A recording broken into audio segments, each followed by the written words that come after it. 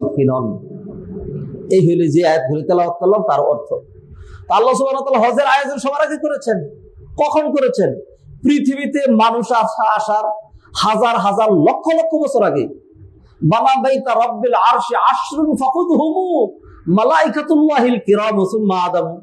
সর্বপ্রথম আল্লাহর ঘর নির্মাণ করেছেন ফেরেশতারা। পৃথিবীতে মানুষ আসেনি তখনও।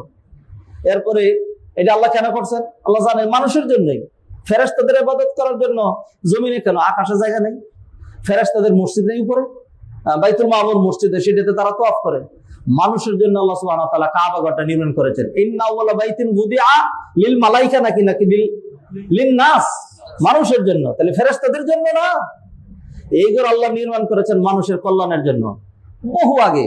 যাই হোক, সেই ঘর কোনো কারণে ভেঙে গেছে, মেরামত করার, নবায়ন করার প্রয়োজন হয়েছে। প্রথম মানুষ যিনি আসছেন আদম আলাইহিস সালাম, আল্লাহ তারে দিয়ে করাইছেন। আল্লাহ সুবহানাহু ওয়া তাআলা সেই জন্যই তো আদমরে সিংহল দ্বীপে নামানো হলো, আর হাওয়া আলাইহিস সালামের জেদ্দায় আল্লাহ সুবহানাহু ওয়া তাআলা মনের ভিতরে একটা দিয়ে দিলেন আদম। আদম যদি জাপানের দিকে হাঁটতে থাকতো, আর যদি হাওয়া যদি সেই আফ্রিকার দিকে হাঁটতে থাকতো না, আল্লাহ সুবহানাহু ওয়া তাআলা কি করলেন? তাদের মনের ভিতরে দিয়ে দিলেন। আদম তো নবী ছিলেন, নহি দিয়ে দিলেন, এদিকে যাইতে থাকেন। এরপরে গেলেন আরাফার ময়দানে, দুইজনের সাক্ষাৎ হয়ে গেল।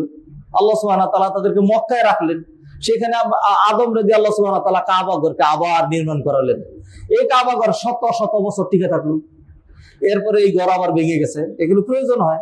উত্তরার ফার্স্ট জেনারেশনের বিল্ডিং যেগুলি আছে সেগুলি 98% শেষ, সেকেন্ড জেনারেশন বিল্ডিং হয়ে গেছে। বাকি অল্প এখানে একটা 1.5 তলা 2 তলা 2.5 তলা 3 তলা অল্প কিছু বিল্ডিং আছে। 10 বছর দেখবেন একটাও নাই।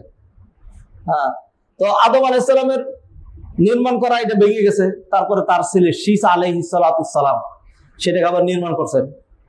এরপরে শীস আলাইহিস সালামের জন্ম আদমের যখন বয়স 600 বছর, তখন আদমের বয়স যখন 600 বছর, তখন শীস আলাইহিস সালাম জন্মগ্রহণ করেছেন। যেদিন জন্মগ্রহণ করছেন তারপরের দিন বানান নাই। শীস আলাইহিস সালাম তার জীবদ্দশায় কখনো, সেটা হইতে পারে আদম আলাইহিস সালামের মৃত্যুর আগে অথবা তার মৃত্যুর পরে শীস আলাইহিস সালাম বানাইলেন। তো এই ঘর অনেক দিন টিকে ছিল নূহ আলাইহিস সালামের জমানা পর্যন্ত। নূহ আলাইহিস সালামের জমানায় যখন মহাপ্লাবন হলো, আর অন্য ইতিহাস বলবো না, যখন মহাপ্লাবন হলো, এমন প্লাবন হলো পুরো পৃথিবী, অথবা যেইটুকু আল্লাহ চেয়েছেন পুরো পৃথিবী নাও হইতে পারে, জাপানে না হইতে পারে, আমেরিকা না হইতে পারে, বাংলাদেশে নাও হইতে পারে, কারণ তখন মানুষের দিকে ছিলই না। আল্লাহর পক্ষে সম্ভব। একখানে বন্যা হয়, আরেকখানে বন্যা হয় না। বাংলাদেশে বন্যা হয়, সৌদি আরবে হয় না, আরব কান্ট্রিতে বন্যা হচ্ছে, আমাদের এখানে হয় না। আল্লাহ পারেন। ভূমিকম্প এখানে হয়, পৃথিবী গোলাকার একটার সাথে লাগানো, কিন্তু একখানে